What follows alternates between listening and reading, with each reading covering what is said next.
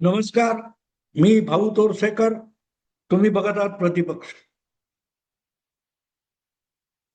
मित्रांनो, लोकशाही लोकशाही लोकशाही लोकशाही वाचवण्यासाठी, संविधान वाचवण्यासाठी असल्या शब्दांचा भडीमार आपल्यावर दिवस रात्र होत असतो. हमें चाहिए आजादी वगैरे. लोकशाही आहे की नाही? या देशात तानाशाही आहे. मोदी हा तानाशाह झालाय. या गोष्टी गेल्या काही वर्षापासून आपण सातत्याने ऐकतोय. आणि कशाला तुम्ही तानाशाही म्हणणार? या जगामध्ये सध्यात अत्याधुनिक तानाशाह, हुकुमशाह अशी ज्याची ओळख आहे, त्या ॲडॉल्फ हिटलरच्या आत्मचरित्रामध्ये, माइन काम्फ मध्ये एक परिच्छेद मी वाचलेला आहे. त्याचं ते आत्मचरित्र त्याने तुरुंगात लिहिलं असं म्हटलं जातं. आणि ते लिहून घेणारा जो त्याचा एक सहकारी होता, त्याने हिटलरला प्रश्न विचारला की तू ज्यूंचा इतका तिरस्कार करतोस, ज्यूंचा इतका द्वेष करतोस, जगातले सगळेच्या सगळे ज्यू संपवून टाकले तर तुझं समाधान होईल का? तर त्यावर हिटलरने उत्तर दिलं, बिलकुल नाही. ज्यू संपून चालणार नाही म्हणाला. हिटलर म्हणतो, ज्याचा मनपूर्वक द्वेष करावा असा वाटावा, तिरस्कार करावा असं वाटतं, असं कोणतरी असावं लागतं, तर संघटना लवकर उभारता येते.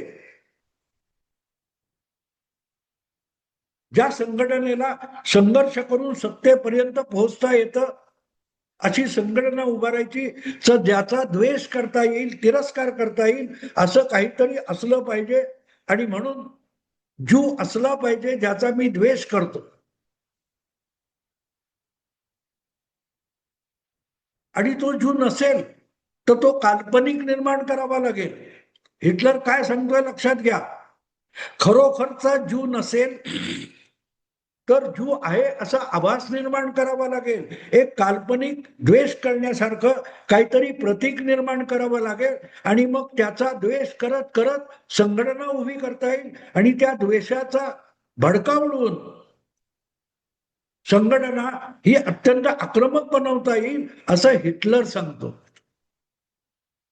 आता हिटलरचा हा मुद्दा लक्षात घेतला तुम्ही, तर मग मोदी तानाशाह आहे म्हणजे काय ते तुम्हाला कळेल. ज्या माणसाला गेली 25 वर्ष नको नको त्या घाणेरड्या गलिच्छ शब्दामध्ये, चित्रामध्ये, प्रतीकामध्ये प्रतिबिंबित करण्याचा आटापिटा माध्यमांपासून, बुद्धिजीवींपासून, विरोधी पक्षांपासून सातत्याने चालू आहे. त्याचं एक आविष्करण आपण जंतर मंतरच्या आंदोलनामध्ये बघितले. क्या किया है मोदी ने? देश का सत्यानाश किया है मोदी ने, देश बेच दिया है, मोदी तानाशाह है. हे आपण रोज ऐकतो, जंतर मंतरवर पण ऐकत होतो. काय असं पाप केलं मोदीने? पहिल्यांदा जागतिक महामारीमध्ये या देशामध्ये स्वतःचं व्हॅक्सिन बनवण्यापर्यंत भारताने मजल मारली, म्हणजे भारताचं वाटोळं झालं. अशा प्रकारची कुठचीही महामारी, साथीचे आजार आले की परदेशातल्या संशोधनातून निर्माण होणारी औषधं, लस, व्हॅक्सिन आपल्याकडे पोचावं म्हणून आषाढभूतपणे आपला देश वाट बघत बसायचा. हा प्रकार मोदीने बदलला आणि मोदीने या देशात 2-2 व्हॅक्सिन तयार करून घेतले.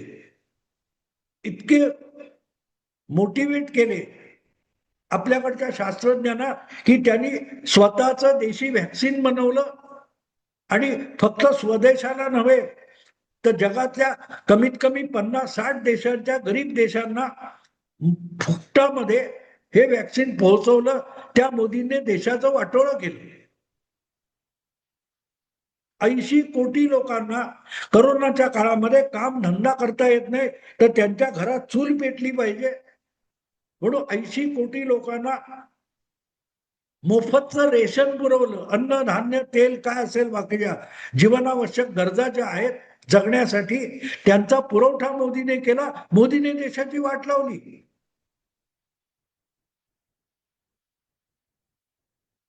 एक आभास निर्माण केला की मोदी हा देशाचा सगळ्यात मोठा शत्रू आहे. ज्या माणसाने या देशामध्ये इन्फ्रास्ट्रक्चरची प्रचंड प्रगती करून दाखवली.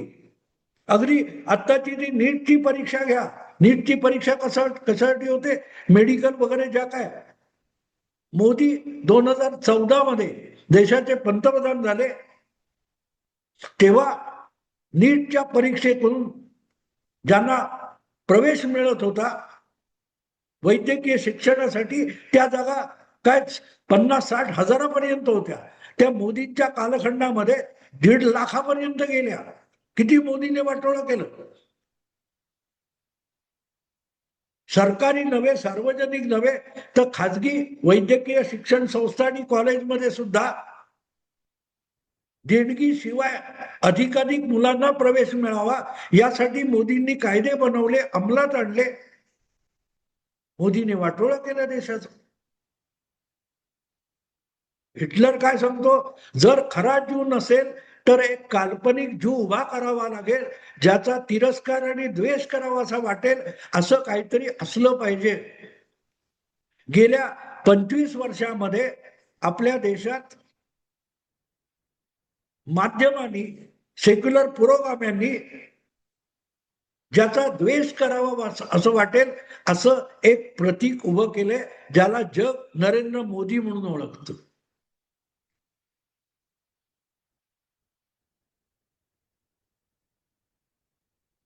8-10 कोटी लोकांना, महिलांना खेड्यापाड्यापर्यंत शौचालय बांधून दिली. डॉक्टर राम मनोहर लोहिया म्हणाले होते त्यावेळेला, नेहरूंच्या वेळेला, नेहरूंनी जर महिलांच्या आयुष्यामध्ये शौचालयाला प्राधान्य दिलं तर मी माझा पक्ष गुंडाळून नेहरूंच्या समर्थनाला उभा राहील, विरोधी पक्षात असताना. ते काम नेहरू करू शकले नाही, तरी नेहरू या देशाचे भाग्यविधाता आहेत आणि मोदींनी 8-10 कोटी महिलांना घरी शौचालय बांधून दिलं. त्यांच्या घरापर्यंत वीज पुरवठा निर्माण केला. चूल फुंकून फुंकून धुराने छातीचे फेफडे झाले होते, त्यांना गॅसचा पुरवठा केला. सिलेंडर मोफत दिला. मोदींनी देशाचं वाटोळं केलं. कसा तिरस्कार निर्माण केला जातो आणि या तिरस्काराला राहुल गांधी मोहब्बत की दुकान म्हणतात. आणि या प्रकारचा जो मीडियातून प्रचार चालतो, वेगवेगळ्या माध्यमातून प्रचार चालतो आणि मोदींचा द्वेष करणारी एक तरुण पिढी निर्माण करण्यात हे लोक यशस्वी झालेत. ज्यांच्या घरामध्ये गेली 3-4 वर्ष मोफतचं रेशन मिळते, ते सुद्धा मोदीला शिव्या घालतात.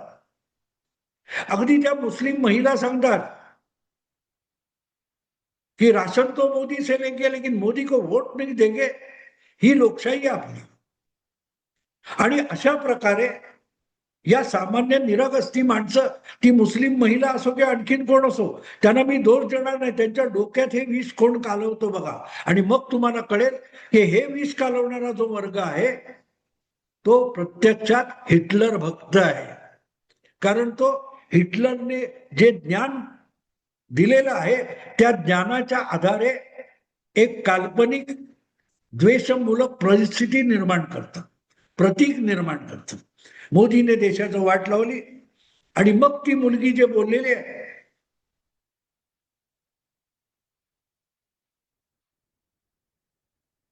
की मोदी की 13वीं का खाना है, एन्जॉय करो, असं ती मुलगी बोलते. तिचं वय किती, तिची समज किती, पण तिच्या डोक्याने विष कोणी घालवलं. ती ज्या वर्गातून मुलगी येते, ज्या आर्थिक परिस्थितीत होते, तिच्याकडे बघितलं तर नक्की तिच्या कुटुंबाला मोदींनी जो मोफत गॅस पुरवलेला आहे त्याचा फायदा त्या मुलीच्या कुटुंबाला झालेला आहे. तिच्या घरापर्यंत वीज पोहोचली असेल, शौचालय पोहोचलं असेल, त्याचं श्रेय नरेंद्र मोदीने आहे. आणि ती म्हणते मोदी की 13वीं का खाना है, एन्जॉय करो. हे वीज त्या मुलीच्या मनात कुणी कालवलं? जे हिटलर भक्त असतात ते असल्या गोष्टी करत असतात की ज्याचा मनपूर्वक तीव्रतेने द्वेष करावा असं वाटतं. असं काहीतरी प्रतीक असलं पाहिजे की ज्यातून लवकरात लवकर संघटना उभी करता येते आणि त्या त्या आपण ज्याचा द्वेष करतोय त्याला खतम करणं हे आपल्या आयुष्याचं कर्तव्य आहे. हे जेव्हा समाज मनात भिनवलं जातं त्यातून येते ती हिटलरची सत्ता येते. कारण संघटना लवकर उभी करायची असेल तर कोणाचा तरी द्वेष करून संघटना लवकर उभी करता येते. प्रेम, आस्था, आपुलकी यातून संघटना आणि पक्ष उभे राहत नाहीत, पक्ष द्वेषातून उभे राहतात. संघटना द्वेषातून उभारणं सोपं जातं असं खुद्द हिटलर सांगतो. आणि आपल्या देशातल्या तमाम सेक्युलर लोकांकडे बघा तुम्ही, ज्यांनी दीर्घकाळ या देशाची सत्ता राबवताना अधिकाधिक लोकांना गरिबीत ढकलून दिलं, दारिद्र्यात ढकलून दिलं, त्यांचं जीवन नरकासारखं बनवलं. मी आसामच्या दौऱ्यावर गेलो होतो काही वर्षापूर्वी, जेव्हा मोदी फक्त 5 वर्ष दुसरी 2019 ची निवडणूक लढवत होते. तिथला एक रस्त्यावर टपरीवाला मला म्हणाला की मोदी फिरसे आएगा ना. म्हटलं क्यों? तो म्हणाला हा रस्ता मोदी बांधतोय. म्हटलं 5 वर्ष संपली, कधी बांधणार मोदी? तो त्यांनी मोदींचं समर्थन करताना मला सांगितलं की मोदींनी जमीन बनवली नाही, मोदींनी डांबर बनवलं नाही, पण मोदी रस्ता बनवत आहेत. मग आधीच्या सरकारांनी हा रस्ता का बनवला नव्हता, ज्यांनी माझ्या आयुष्यामध्ये आमूलाग्र फरक पडला असता? नुसते इन्फ्रास्ट्रक्चर आणि रस्ते उत्तम मानले गेल्यामुळे आपल्या देशामध्ये प्रचंड प्रमाणामध्ये लोकांच्या आयुष्यात गरिबी कमी झाली. मोदी सत्तेत आले त्यावेळेला बिजली, सडक, पाणी हा विषय होता आयुष्याला भेडसावणारा. कसं बसा अन्न, वस्त्र, निवारा इथपर्यंत भारतीय समाज येऊन पोहोचला होता. मोदी 2014 मध्ये पंतप्रधान झाले आणि 2020-22 येईपर्यंत बिजली, सडक, पाणी हा विषय राजकीय अर्जातून आणि निवडणुकीतून बाद झाला. मला आठवतं 2004 मध्ये 2013 मध्ये जेव्हा निवडणुका विधानसभेच्या झाल्या होत्या आणि लोकसभेच्या निवडणुका येऊ घातल्या होत्या, त्यावेळेला सगळीकडे बिजली, सडक, पाणी हा विषय होता.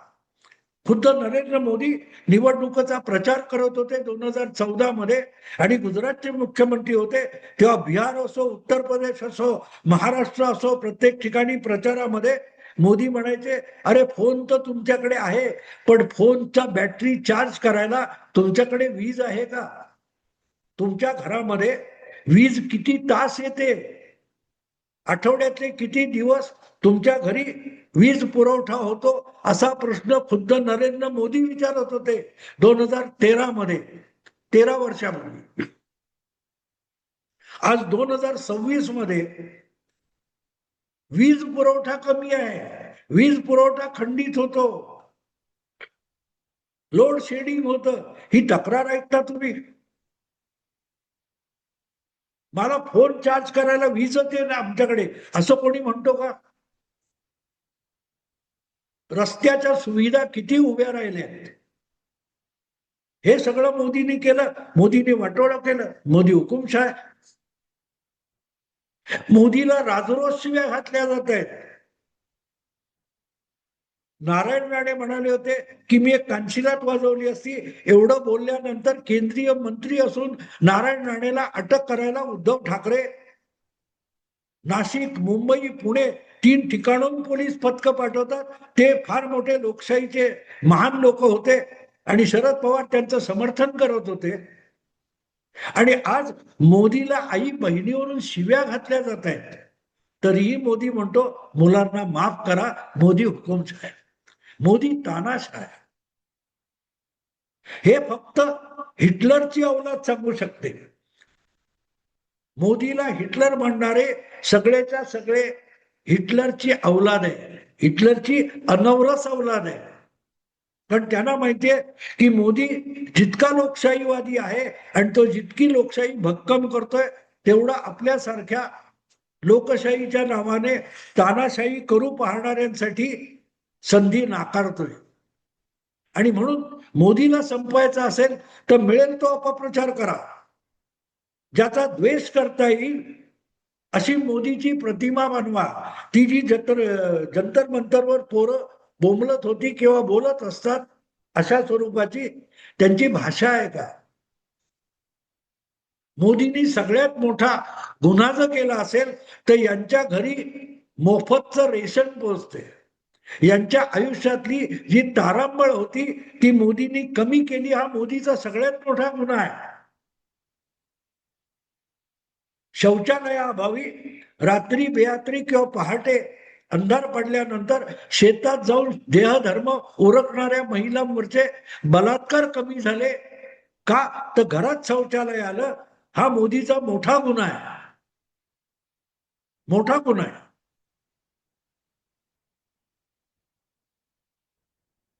ज्या मुली अत्यंत घाणेरड्या घाणेरड्या शिव्या देत होत्या मोदींना, त्यांच्यावर अभया निर्भयासारखी परिस्थिती यावी, मग त्यांना मोदीची महत्ता कळेल.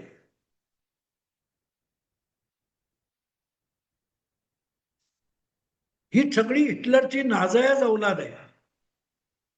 त्याला गुलामीत जगणं आवडतं, त्यांना यातना आवडतात, त्यांना यातनांमधून बाहेर काढणं हा मोदीचा सगळ्यात मोठा गुन्हा आहे. मोदीचा द्वेष तेवढ्यासाठी करावं की मोदी तुमचं कल्याण करतं. मोदीच्या आधीच्या सरकारांनी जेवढं या देशाचं कल्याणकारी काम केलं नाही ते मोदी करतो, हा मोदीचा मोठा गुन्हा आहे. ज्यांना यातनामध्ये नरक यातनांमध्ये जगण्यामध्ये आनंद मिळतो त्यांना त्या नरकातून बाहेर काढणं हा मोदीचा गुन्हा आहे. आणि म्हणून मोदीचा द्वेष केलाच पाहिजे, तरच हिटलरचं राज्य येईल. आपण हा देश हिटलरच्या गुलामीत राहण्याच्या लायकीचे आहोत, एवढंच बोलून थांबतो. आवडलं लाईक करा, शेअर करा आणि प्रतिपक्षाला सबस्क्राईब करा. नमस्कार.